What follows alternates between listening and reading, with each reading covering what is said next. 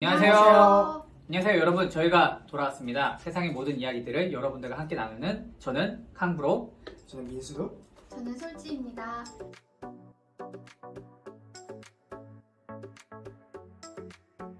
네, 저희가 지난주부터 그 전쟁이라는 테마를 가지고 이야기를 나누고 있는데, 오늘 또 민수로 씨가 그 촬영 전부터 굉장히 대단한 걸 준비했다라고 자랑을 하셨거든요. 진짜. 네, 막 주제를 알려달라고 해도 알려주지도 않고 극비리의 주제를 하나 준비해 주셨는데, 과연 어떤 거길래? 오늘 또 재밌는 주제를 제가 또 준비를 했어요. 오늘의 주제는 야생동물과의 전쟁이라고 저는 부르고 싶고, 되게 인류의 역사를 보면 인간 자체는 되게 동물들을 항상 지배해왔어요. 어떻게든 그들의 서식지를 뺏어서 우리의 서식지를 만들고 거기에 우리의 터전을 만들고 뭔가 계속 해가지고 이렇게 계속 번창해왔던 게 현재 인류의 상태인데, 그런 것들을 과연 어떻게 했을까, 어떻게 해왔고 동물들과의 전쟁들을 어떤 형태로 이제 치러졌는지에 대해서 좀 설명을 하고 싶어요. 그래서 지금 얘기할 내용은 사실 야생동물과의 전쟁은 한 세 가지 종류가 있어요. 세 가지 종류가 있는데, 개인들을 통한 동물들과의 전쟁이 있을 수 있고, 두 번째는 좀 국가가 이제 직접적으로 개입해가지고 하는 전쟁들이 있을 수 있고, 세 번째는 이제 과학기술을 통해서 말살시키기 위한 그런 전쟁들이 있을 수가 있어요. 그래서 개인의 전쟁에 대해서 첫 번째 먼저 얘기를 할 건데, 사실 개인의 전쟁이라고 하면 좀 포상제도랑 많이 엮여 있어요. 지금 1970년부터 시작해가지고 지금 현재까지 약 현존하고 있는 60%의 동물들을 저희가 멸종을 시키고 있다고 합니다. 그때부터 지금까지 상당히 많은 숫자의 이제 동물들을 저희가 멸종을 시키고 있고. 그럼 70년 대비 지금 60%가 네. 멸종했다는 건가요? 네, 맞습니다. 50년 만에? 50년. 그렇게 빠른 속도로 계속 지금 멸종을 시키고 있고, 근데 조금 더 들어가면 사실 우리나라도 예전에 호랑이가 진짜 많았던 것 같아요. 그렇죠. 네네. 일제강점기 전까지만 해도 호랑이가 정말 많았대요. 그래서 막 속담으로도 뭐 호암마마. 호암마마, 네. 그 속담을 사자성어로 호암마마가 있을 정도로 되게 호랑이에 대한 두려움이 컸었는데, 일제강점기 때 호랑이들의 말살이 이제 진행되었고, 거의 서울에 있는, 한국에 있는 호랑이들은 거의 다 멸종이 되었다라고 얘기를 해요. 그래서 그런 것들이 이제 저희가 개인들이 이제 호랑이들을 이제 사냥하고, 어떻게 보면 이것도 하나의 국가의 이제 세력으로 인하여 국가의 제도나 이런 걸 통해 가지고 그 특정한 종을 저희가 말살시키는 그런 행위라고 볼 수가 있는데, 미국도 이런 비슷한 것들이 있었어요. 미국에서도 서부 전선으로 이제 계속 나아가기 위해서 아메리칸 드림을 이제 좀 살기 위해서 미국 원주민들의 이제 터전 자체에 이제 그 버팔로에 되게 많이 의존을 했었어요. 그들의 가죽도 많이 사용하고 고기도 많이 먹고 그랬었는데, 미국이 이제 아메리칸 드림을 실현하기 위해서 서부 전선을 확장할 때 버팔로 물소들을 그렇게 많이 학살을 했대요. 그러면서 한 마리를 죽이면 그런 원주민을 한 명 죽인 거나 마찬가지다. 왜냐면 그 물소의 그 가치가 그들에게 그렇게 크기 때문에 그냥 재미로, 그리고 그런 용도로 이제 쌓아가지고 죽이고, 그래서 물소들이 엄청 많이 죽었대요. 거의 멸종되듯이 사라졌대요. 그래서 그 이후로는 물소들을 야생에서 찾을 수 없을 정도로. 근데 원래 그냥 소처럼 고기도 먹고 그 가죽으로 쓰던 것들을 그렇게 멸종까지 시켜야 될 이유가 있나요? 왜냐면 그게 이제 또 그런 텐션들이 있었는데, 그 서부로 확장하기 위해서 그 원주민들을 계속 밀어냈었어요. 네. 밀어내다 보니까 그들과의 관계도 안 좋고 뭐 하다 보니까 어떻게든 이 사람들이 더 이상 생존하지 못하게끔 하기 위해서 되게 어떻게 보면 되게 아쉽고 안타까운 역사죠. 미국의 하나의 슬픈 역사 중 하나인데, 그런 것들을 좀 악의적으로 그렇게까지 이렇게 물소들을 다 죽임으로까지 이제 나아가면서 그들을 괴롭히고 싶었던 거죠. 괴롭히고 몰아내고 싶었던 거죠. 넌 더 이상 너네들 여기서 못 산다 라고 하고 싶었던 거라고 이제 좀 요약을 할 수 있을 것 같아요.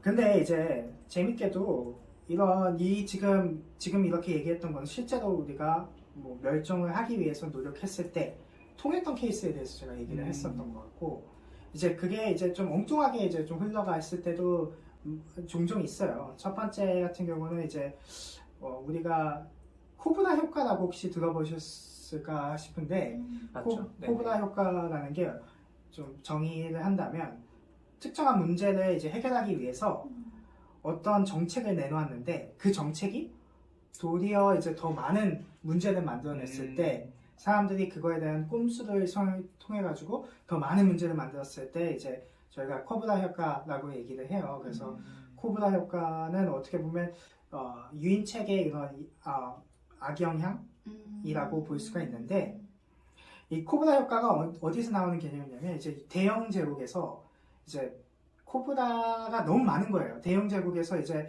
인도를 이제 탁 차지했는데 델리에서 너무 그 코브라들 독이 많이 이 코브라들이 너무 많으니까 아 이거 안 되겠다. 코브라들을 다 말살시켜야 되겠다.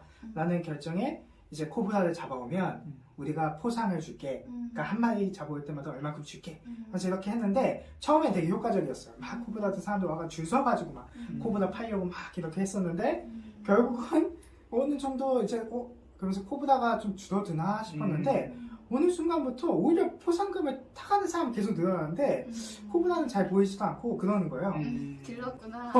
그랬더니 나중에 알고 보니까 이제 그 포상금을 위해서 사람들이 코브라를 여기서 기르고 있는 거예요. 아, 그렇죠. 기르면서 막 기르다가 이제 나중에 그거를 대영 제국이 이걸 알고 이제 화가 나가지고 야 포상제도 없애 막 이렇게 딱 하니까 이제 코브라 사육하던 사람들이 화가 나가지고 강가에 이제 다 풀어버리고 이제 코브라들이 오히려 예전보다 더 많이 번식을 하게 되었다. 그걸 이제 저희가 코브라 효과다라고 얘기를 해요. 그래서 이제 사람들을 이렇게 개개인을 이렇게 움직였을 때 생각보다 그 포상제도들이 잘 안 통할 때도 있고 오히려 정말 대부분의 역사에서는 되었기 때문에 저희가 이렇게 번창했지만 그렇게 안 되는 경우들도 있다. 그래서 그런 게 이제 좀 그런 부분에서 이제 개인적인 전쟁이라고 제가 표현을 했던 것 같고요. 이제 국가의 개입이 들어갔을 때는 조금 더 다양해져요. 그러니까 그거의 하나의 예시가 이제 제일 좀 큰 예시가 있어요. 그게 호주인데 많은 분들이 이미 알고 있을 수도 있는 내용이기도 해요.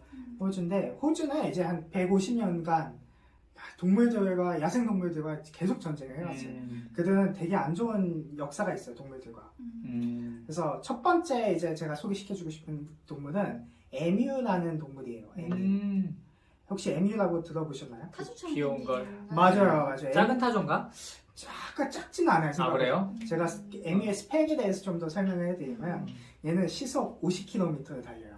되게 빠르네요. 최대 시속이 50km까지도 달리고 키는 좀 귀엽지는 않아요. 1.6에서 1.8까지 자란대요. 아, 크네. 타조보단 작지만 그래도 크네요. 그렇죠. 두 번째로 제일 큰 동물, 엄청 크네. 네, 엄청 크네. 그리고 호주의 토종 동물이기도 하고 날지는 못하지만 뛸 때 막 파닥이면서 뛰어요. 막 파닥이면서 뛰는데 이제 이 에뮤가 이제 문제였던 거예요. 이제 에뮤를 이제 호주가 이제 잡는 이제 이야기를 조금 해드릴 건데 이제 1930년대로 돌아가야 돼요. 1930년대에 이제 대공황이 오고 호주 정부가 이제 좀 서호주 쪽에 너네들 밀이 지금 좀 너무 부족하다. 공황 때문에. 그래서 보조금을 줄 테니 좀 밀 생산 좀 해라. 해가지고 약속을 해가지고 이제 그들에게 밀을 생산하라고 막 얘기를 하는데 나중에 이제 보조금을 안 주는 거예요. 하고 있었는데. 네. 그리고 밀 가격은 계속 떨어지고. 그러면 화가 날 거잖아요. 그렇죠. 할애서 했는데. 그래서 안 팔고 이제 가지고 있는데 그때 이제 에뮤들이 이제 나타난 거예요. 에뮤들이 한 몇 마리 나타났을 것 같아요? 7천만 마리. 70만 마리. 그건 좀 무섭고요. 에뮤들이 그 중부 쪽에서 호주 중부 쪽에 있다가 이제 그쪽에 이제 곡식들이 많다라는 걸 어떻게든 알고 에뮤들이 생각보다 똑똑하대요. 그러니까 걔네들이 우두머리가 있어가지고 우두머리들이 막 지시도 내리고. 아, 그래요? 네. 나름 되게 그렇게 세대갈인 줄 알았는데. 되게 그렇게 좀 소통을 하면서 좀 지내나 봐요. 그래서 얘네들이 2만 마리가 이제 서쪽으로 이제 넘어오는 거예요. 서쪽으로 넘어와가지고 한 번에 그냥. 그게 한 불이에요? 거의 뭐 한 무리라고 하기에는 좀 그런데 하여튼 2만 마리 떼를 지어서? 떼를 지어서 왔대요. 그래서 곡식을 이제 털어먹는 거죠. 그러니까 이제 그 농부들은 이제 난리 나고 이제 정부한테 연락하는 거죠. 이러다가 곡식 다 나가겠다 도와달라라고 얘기를 해가지고 네, 그들이 이제 호주가 되게 전면전처럼 막 해요. 이거는 에뮤와의 전쟁이다. 그러겠네. 2만 마리. 에뮤를 다 잡겠다. 그래가지고 근데 에뮤를 잡기 위해서 병사를 얼마나 보냈을 것 같아요? 7천만 명. 7천명 혹시 뭐 좋아하시는 숫자인가요? 어감이 와가지고. 네. 아쉽게도 치를 좋아하시는. 상당히 적고요. 3명을 보내요. 3명을 보내고 아, 2만 마리인데 총알을 10,000개를 주고 3명을 다다다다다 쏘게끔? 그래서 머신건 하나를 그 대신 줘요. 머신건. 대박이다. 그래서 얘네들 잡아라 했는데 에미들이 잡기가 생각보다 쉽지 않은 거예요. 몇 차례를 걸쳐가지고 에미들을 사냥을 하는데 계속 실패를 하는 거예요. 뭐 그저 잡아봤자 막 20마리. 그것도 사실 많이 잡은 건데, 맞지? 네, 근데 2만 마리에 비하면. 그쵸. 2만 네. 마리를 톱을 해야 되는 상황에서 20마리, 50마리 하고 이거를 이 전쟁은 실패한 전쟁이다 하면서 호주 쪽에서는 되게 짤로도 많이 쓰이고 막 에미와의 전쟁 막 이러면서 짤로도 많이 쓰이고 그러는데 그 당시에 막 서로 질문이 왔었대요. 아 근데 이 전쟁에 참여한 이 3명에게는 훈장이 주어질까? 라고 이렇게 물어. 왜냐면 그래도 한 2,500말로 2,500 그 말로 한 200마리에서 300마리는 잡았어요. 많이 그래도 결국은 좀 많이 잡기는 했어요. 좀 어느 정도 잡기는 했는데 그 호주 쪽에서 되게 웃긴 대답을 했더라고요. 아 사실 이 만약 훈장을 줘야 한다면 이거는 에뮤한테 줘야 된다. 사실 이 전쟁은 에뮤가 이겼다. 이긴 전쟁이나 마찬가지다. 라고 얘기를 하고 그 이후부터 이제 1934년, 43년, 48년 이때 에뮤들이 또 침범하고 그랬을 때 정부한테 요청을 했지만 그 이후 이거를 패전한 이후부터는 정부에서 안 끼어들었구나. 정부에서 이제 더 이상 하지 않겠다. 근데 그러면 공권력이 왜 필요한 거야? 폭탄이라도 투하해 주든지. 그러면 더 큰 피해가 있기 때문에. 그래서 오히려 여기서는 이제 1923년부터 시작했던 그 현상금 제도가 더 효율적이었대요. 오히려 그냥 개인들이 가가지고 에미를 잡아가지고 해가지고 바치는. 그래서 그걸로 이제 포상을 받은 사람이 57,000건이 넘을 정도로. 얼마씩 줬을까? 그거에 대한 가격까지는 제가 조사를 못했고. 그래서 지금은 에미들이 한 몇 마리 정도 될 것 같아요? 호주에? 70만 마리? 거의 비슷해요. 70만 마리가 서식하고 있어요. 그래요? 네. 그럼 맞춘 거지. 네. 비슷하다니. 정답 외쳐줬어요. 60에서 70만 마리가 대박. 에뮤가 서식. 오케이. 그래서 이제 과학기술을 통한 이제 통제로 이제 넘어가는데 사실 이게 이제 메인 주제예요. 사실 제가 하고 싶었던 얘기는 인간은 의도적이지 않든 야생을 통제할 수가 없다. 통제하기가 쉽지가 않고 특히 우리가 모르는 상태에서 더 모르는 게 많을 때 뭔가 통제를 하려고 하면 더 많은 그런 부작용들이 발생할 수도 있다. 네네. 우리도 그 안에 살아 숨쉬고 있기 때문에. 맞습니다. 그렇죠. 왜냐면 우리도 맞아요. 그 하나의 그런 생태계 안에서 생존을 하고 있기 때문에 영향을 되게 많이 받는데 맞아요. 네. 제가 이제 이야기할 이제 내용들이 3가지가 있어요. 하나는 이제 지팡이 두꺼비라는 게 하나 있고 처음 들었어. 이것도 둘 다 호주예요. 그리고 나머지가 이제 토끼고 그리고 마지막이 모기예요. 그리고 모기를 통해서 제가 좀 더 얘기를 하고 싶은 건데 이제 지팡이 두꺼비에 대해서 이제 먼저 설명한다면 지팡이 두꺼비가 이제 스펙을 먼저 말씀을 드릴게요. 지팡이 두꺼비는 이제 얘도 엄청난 번식력을 가지고 있어요. 정말 엄청나대요. 그러니까 이거는 제가 굳이 유튜브에서 얘기하고 싶지 않을 정도로 엄청난 번식력을 가지고 있고 Why not? 되게 막 몸만 다 덮친대요. 그러니까 그게 모든 얼마나 낳는데 새끼를? 새끼는 한 번에 알에 3만 마리를 낳아 있어요. 그러니까 막 사람 다리에도 붙어가지고 번식하려고 할 정도로. 근데 너무 징그럽다. 두꺼비잖아. 그러니까요. 두꺼비고 정말 그 정도로 이제 번식력에 대한 욕구가 크고 적응력도 엄청나대요. 그냥 어디서든지 거의 적응할 수 있고. 지팡이 두꺼비는 어디 서식해요? 지팡이 두꺼비는 이제 남미 쪽에서 수식하던 동물인데 이제 그거에 대한 사건 발단에 대해서도 제가 설명해 드릴게요. 그리고 얘는 호주에서는 천적이 하나도 없어요. 천적이 하나도 없고. 동물도 안 먹나? 동물들도 개를? 애초에 호주가 되게 평화로운 땅이에요. 에뮤 있잖아, 에뮤. 에뮤랑 사이가 그렇게 좋지는 않을 것 같아요. 뭔가 서로 신경도 안 쓰잖아. 신경 안 쓰는 사이일 것 같아요. 둘 다 약간 포식자이기 때문에. 그리고 등에 독을 지니고 있어요. 등에 독을 지니고 있어서 쉽게 먹을 수도 없어요. 그리고 알도 독을 품고 있어요. 1년에 한 60km 정도 이제 막 퍼져나가는 동물이라고 볼 수 있는데, 얘네들은 어떻게 그러면 왜 호주에서 미쳤다고 데려왔을까? 이게 동부호주 쪽에서 이제 지팡이 딱정벌레라고 있어요. 이제 사탕수수를 엄청 이제 가가지고 막 갉아먹는 거예요. 그러니까 사탕수수를 너무 갉아먹으니까 야 이거 어떡하냐, 우리 얘네들을 이제 잡아야 되는데 잡을 수가 없다 해가지고 야 사탕수수 잡는 이 그 딱정벌레를 잡는 두꺼비가 있대. 이 두꺼비를 가지고 오면 여기가 이 사탕수수 문제가 없어질 거야 라고 해가지고 1935년에 한 101에서 102마리, 그러니까 이게 숫자가 101에서 102마리. 왜냐면 숫자가 각 제가 여러 가지 소스를 봤는데 다 다르더라고요. 어디는 101마리고 어디는 어딘 102마리예요. 맞아요. 진짜 어딘 101마리 102마리. 그래서 101마리에서 약 100마리 정도의 두꺼비를 이제 수입을 해와요. 하와이에서 수입을 해요. 하와이에서. 하와이에도 있었나 보네. 네. 그게. 얘네들이 워낙 잘 살다 보니까 뭐 여기저기 퍼져 있나 봐요. 수입해가지고 딱정벌레를 이제 잡아라 하면서 했는데, 사탕수수 보면 엄청 크거든요. 1.5m 뭐 그쵸. 되게 높아요. 사람보다 키보다 더 높은데 결국 딱정벌레를 잡지도 못하는 거예요.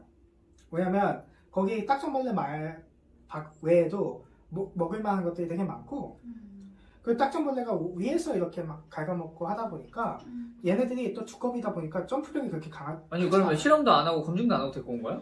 그걸? 그 얘기를 저도 정책 실패네요. 정말 좀 안타까운 건데, 그래서 이제 엄청나게 걔네들은 결국 이제 완전 자기 땅이죠. 한 100마리 정도 데려갔는데, 근데 이제 얘네들이 엄청난 번식력도 아까 얘기했듯이 엄청 강하고 한 번에 알을 3만 알까지 낳을 수 있고 하다 보니까 엄청나게 이제 퍼져나가기 시작하는 거예요. 그래서 안 되겠다, 두꺼비들 지금 빨리 제압을 해야 되겠다 해가지고 독약을 이제 풀어요. 얘네들 먹게. 근데 보니까 이 독약을 풀면 안 돼. 왜? 왜냐면 이 독약이 두꺼비는 잡는데 암유발을 하는 거예요, 사람에게. 그래서 인체에 유해한 거예요. 근데 사람이 먹진 않잖아. 않는데 그것 자체가 결국은 유독한 나중에 유독물질이라서. 유독물질로 이제 암을 이제 유발하게 되는 물질이다 보니까 이제 그거를 이제 뿌리는 것도 못하게 하는 거예요. 그래서 결국은 지금 약 2억 마리가 또 실패했어? 호주는 거의 다 져요. 그래서 걔는 나아가고 있고 2억 마리, 100마리에서 2억 마리까지 간 여기는 약간 케이스다. 정치인들이 잘 못하나? 뭔가 호주가 대륙의 땅이다 보니까 스케일도 대륙처럼 커지더라고요. 근데 대응을 그 생태계는 대륙처럼 큰데 대응하는 거 보면은 되게 그냥 작게 해가지고 실패했다고 하고 뭐 져가지고 이러고 있는데. 아무래도 그런 대응들을 생각보다 이렇게 빨리 번식하고 빨리 나아갈 거라고 생각을 못하지 않았을까라는 생각을 갖게 됩니다. 그래서 이렇게 실패한 케이스가 있었고, 또 이제 토끼로 넘어가면 토끼의 이제 스펙을 보면 토끼는 이제 되게 빠른 번식력을 가지고 있고 되게 작고 귀엽다. 그리고 맛있는 식량이 될 수 있는 게 이제 이들의 스펙이라고 볼 수 있고, 근데 이제 얘네들을 이제 통제하기 위해서 서호주 쪽에 3,000km 정도가 되는 울타리 설치해요. 얘네들 통제하기 위해서. 그 정도로 지금 토끼들 때문에 괴로움을 받은 상태다, 호주가. 그래서 그럼 사건의 발달이 거의 어떻게 됐을까? 만리장성을. 네, 거의 만리장성을 이제 만든 거죠. 그래서 사건 발달은 사실상 1859년에 이제 대영 제국이 또 사고를 친 건데, 걔네들이 이제 여기서 토끼를 풀어놓고 사냥하면 너무 재밌겠다 싶었던 거예요. 넓으니까 그냥.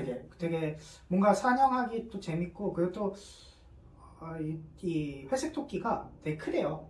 상당히 좀 큰 토끼여가지고 이 회색 토끼를 이제 풀어놓고 사냥하면 좋겠다 해서 영국에서 24마리를 이제 데리고 와요. 24마리 풀어놓고 풀어놓고 이제 그때부터 이제 사냥을 시작하는데, 얘들이 생각보다 그렇게 사격 실력이 좀 안 못 좋았는지 잡았구나. 다는 못 잡았나 봐요. 아니면 그 사이에 얘들이 번식을 한 건지 모르겠지만 못 잡은 거예요. 그래서 결국은 이 24마리 중에 살아남은 몇 마리들이 이제 번식을 하는 거예요. 그 흰색 토끼들도 있긴 했는데 흰색 토끼들이랑 얘네들이랑 같이 이렇게 번식을 할 수가 있는 거예요. 같은 그래서 쪽이니까. 오히려 더 강력한 토끼를 만든 거예요. 그러니까 여기에 더 잘 적응할 수 있는 교배종이네. 교배종을 네. 만들기 시작한 거예요. 근데 호주가 아마 아실 수도 있지만 춥지가 않아요. 그래서 보통 얘네들이 겨울이 되면 번식을 좀 멈추는데 춥지 않으니까 번식을 그냥 계속하는 거예요. 쉴 때도 없이. 그러니까 엄청나게 불어나는 거예요. 그래서 뭐 한때 진짜 최고까지 갔을 때는 막 6억 마리가 될 정도로 6억 마리. 이 외래 정도 6억 마리가 될 정도로 그래서 막 여우를 들여요. 안 되겠다. 야 얘네 잡으려면 여우가 그렇게 잘 잡는데 그랬더니 여우가 많아져. 여우가 몇 천만 마리 늘어나요. 근데 여우가 먹을 게 너무 많으니까. 토끼만 잡아? 아니에요. 거기에 있었던 토종 동물들까지 이제 잡기 시작하는 거예요. 그래서 여우 때문에도 골치 섞고 있는데 뭐 하여튼 여우까지 들어가면 너무 복잡해지니까 여기서 끊고 그래서 이 토끼들을 이제 계속 잡으려고 해요. 그래서 1950년쯤에 점액종이라는 병을 만들어가지고 토끼를 말살시켜요. 점액종? 점액종이라는 병인데 네. 이걸 통해 가지고 그 개체수를 이제 줄이기 독극물 같은 건가요? 그거를 토끼를 죽이기 위해서 만든 바이러스예요. 바이러스요? 호주 정부에서 만든 바이러스예요. 아 진짜? 네. 토끼만 죽일 수 있는 거예요? 토끼만 죽이기 위해서 그렇게 이렇게 잡았었는데 결국 막 6억에서 막 1억 마리까지 줄었는데 슬픈 게 이제 슬슬 그거에 대한 면역 체계가 생기기 시작하는 거예요. 2%는 그걸 이겨낸 거지. 네. 아 항체가 있는 애들이 있는구나. 그래서 항체가 생기고 근데 항체가 어떻게 생기는 거냐면 그런 벼룩이나 그런 모기들이 있는데 모기들 같은 경우는 피를 빨면서 그런 병을 주면서도 동시에 너무 소액의 병을 주다 약하게 보니까 면역을 그러니까 네. 백신 효과를 받은 거예요. 아. 토끼들의 백신인 거예요. 아. 그래서 백신 패스 토끼들은 이제 코로나 백신도 그랬으면 좋겠다. 살아남은 거지. 백신을 통해 가지고 응. 이제 더 강력해지는 토끼들 번식을 통해 가지고 더 강력해지고 해가지고 살아남았는데 이제 또 이제 문제잖아요. 또 많아지네. 이것도 어떡하냐. 그러면 이 토끼나 아까 에미유 같은 애들은 계속 곡식들이나 이런 것들을 많이 털어가요. 그러니까 그렇죠. 네. 정말 골치 아픈 거예요. 농부들 입장에서는. 귀엽긴 하지만 너무 귀엽지만 보니까 안 귀엽더라고. 아 진짜 그래도 귀여워. 그래, 이따가는 진짜. 눈은 귀엽긴 하더라고요. 딱 얼굴만 봤을 때. 음. 몸까지 보면 조금 비대해가지고 좀 무섭긴 한데. 그래서 이제 1995년쯤에 이제 토끼 출혈병이라고 해가지고 막 토끼 눈에서 막 피가 나고 하는 병을 이제 또 만들어가지고 이제 토끼를 이제 제압하기 시작하는데 이것 또한 최근에는 이제 또 토끼들이 면역을 슬슬 지니기 시작했다. 그래가지고 이 조만간에 호주에 슈퍼 토끼가 생길 수도 있을 것 같아요.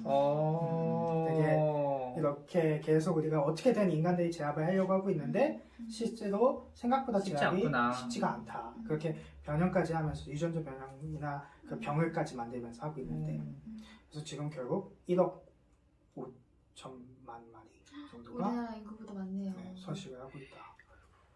그래서 아마 지금 계속 얘기를 들으면서 사실 인간들이 뭔가를 노력을 통해 가지고 잡으려고 했지만 잡히지가 않는 게 야생의 법칙이라고 생각을 해요. 되게 우리가 모르는 많은 요소들. 그러니까 처음에는 이것만 하면 다 잡겠다라고 생각을 했지만 생각보다 많은 변수들이 있고 그거에 대해서 우리가 오히려 역으로 당하는 경우가 그렇네요. 있는데 네네.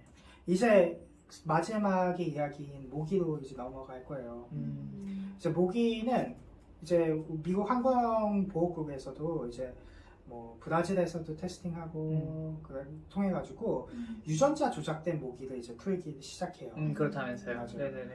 유전자 조작된 모기를 풀기 시작하는데 이 유전자 조작된 모기들이 결국은 번식을 하면서 약간 자기 억제 유전자를 조절해서 뭔가 번식을 더 못하게끔 그러니까 번식을 해도 번식을 못하게끔 맞아, 생식 능력이 없는 생식 거죠. 능력을 네네. 없앤 이런 모기들을 통해 가지고 뿌리기 시작했는데 이게 뭐 아까 얘기했듯이 미국 환경보호국에서는 되게 인간이 무해하기 때문에 괜찮을 거다라고 얘기를 하고 있지만 저는 사실 좀 걱정이 되더라고요. 그러니까 유전적인 조작을 통해 가지고 만들었다라고 했을 때마다 저는 되게 거부감. 사실 우리가 유기농이라고 하고 뭐 GMO라고 했을 때 뭐 그런 식물들도 우리 먹고 있고 섭취를 하고 있지만 사실 무해하다고 하는 선은 우리가 알고 있는 지식 내에서 그러니까 우리 무해한 판단하에 거고, 맞죠. 맞아요.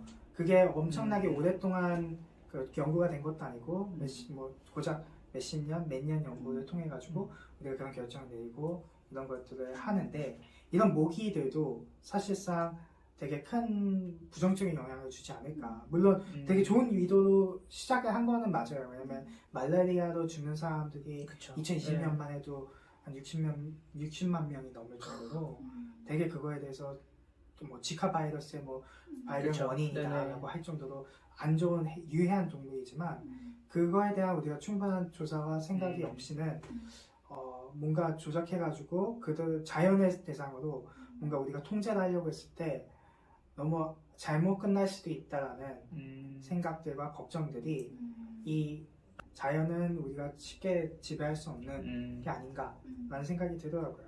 그렇네요. 그렇네요. 그래서 과학은 우리가 아직 모르는 내용들도 너무 많고 음. 아직 인간에 대해서도 잘 모르는데 음. 우리가 대화도 못하는 이런 미생물들이랑 어떻게 보면 그거를 조작하고 하는 것들은 정말 더 큰 파장을 일으킬 수 있지 않을까라는 생각을 하면서 그런 말씀을 드리기 위해 오늘 내용을 준비하셨군요. 네, 준비했습니다. 깊은 뜻을 가지고 계시네요. 아, 감사합니다. 오늘 이야기가 유익하고 재밌었다면 구독, 좋아요. 알람 설정 부탁드립니다. 안녕. 감사합니다. 안녕.